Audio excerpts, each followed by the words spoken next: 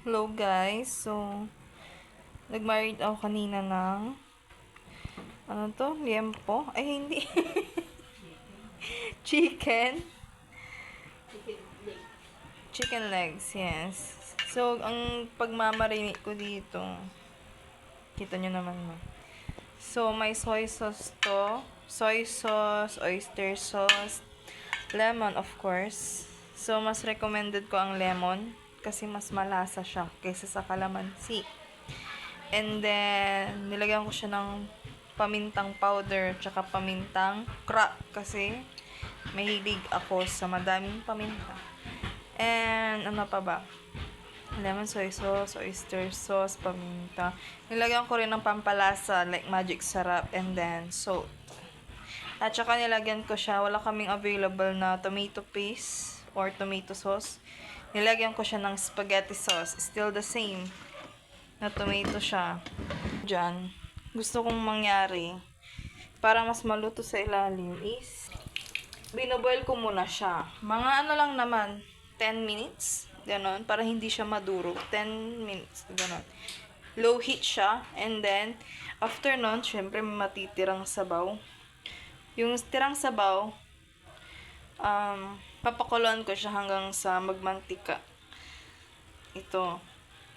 And then, hindi ko pa siya iyaw. Ipapalamig ko muna siya para hindi agad madurog pag nilagay siyang mainit. Wait lang. Nakalimutan kong sabihin na nilagyan ko pala siya ng bawang at sibuyas. Para mas malasa siya. So, ganyan yung pesto niya. So, papakulan natin siya in low heat. Nilagyan ko pa rin pala siya ng margarine. Tama, ay hindi. Oh, margarine. Para medyo may lasa-lasa siyang kakaiba, gano'n. Marinate ako. Kung ano yung makikita ko nandito sa bahay na pwedeng mas makakatulong sa lasa, nilalagyan ko talaga. So, yun. So, ganyan lang siya. Iniwan ko yung lemon, of course, para hindi na siya pumait. Nilagay ko lang yung kanina kasi ginagaya ko lang naman yung mga hindi, may dagdag lasa yun.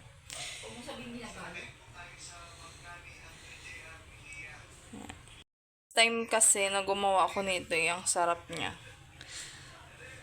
Tapos, ang ginawa ko nun, may lettuce tsaka may cucumber. So, para siyang samgyup na ilalagay mo yung laman niya. Tapos, pipino. Tapos, may lettuce. Sobrang sarap niya, guys. Yeah. Tsaka, ihawin natin siya mamaya. So, bakit ko siya binoboil muna? Bakit hindi ko na siya direct? Kasi mas matagal siyang ihawin pag i-direct mo siya doon. Of course, si mother ko ayaw din namin na pagkakain kami nadugo pa. Yak, di ba? So, gusto ko yung talagang luto talaga siya. So, ganyan lang muna siya. Then, after, balik rin natin siya para mas dito yung maluto. Heat siya. So, nakulo na siya, guys. So, ang technique dyan, huwag kayong check ng check. Hayaan nyo. Kasi madudurog siya. I mean, maalis yung skin, yung balat niya, and everything. Ari ko, para ka lang nag-afritada, ganun. Yung amoy niya. Yeah, look at that.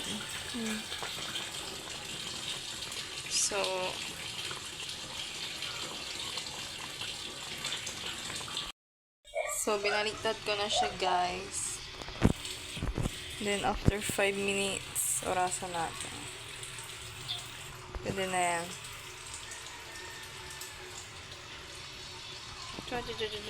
So, yan. Tinanggal ko na siya. Pero, tuloy-tuloy pa rin yung kulo nito. Pangpahid dito. At pang sauce at the same time.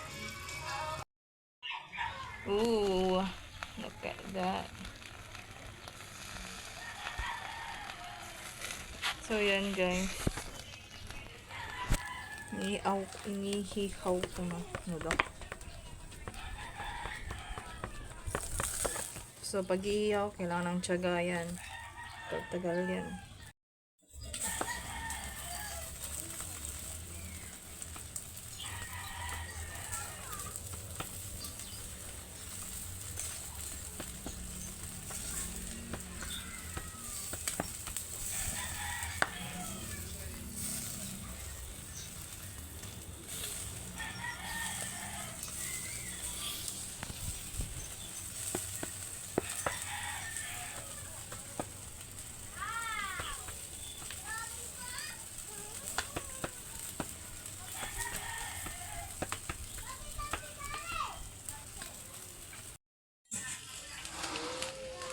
second batch.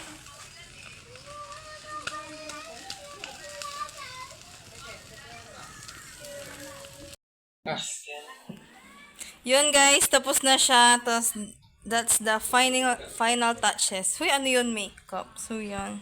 Naayos-ayos ko lang. Dahil mahilig ako mag-ayos ng mga pagkain niya. Yes.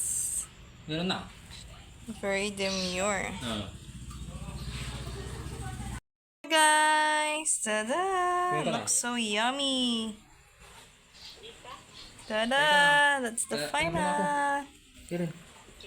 Super sarap.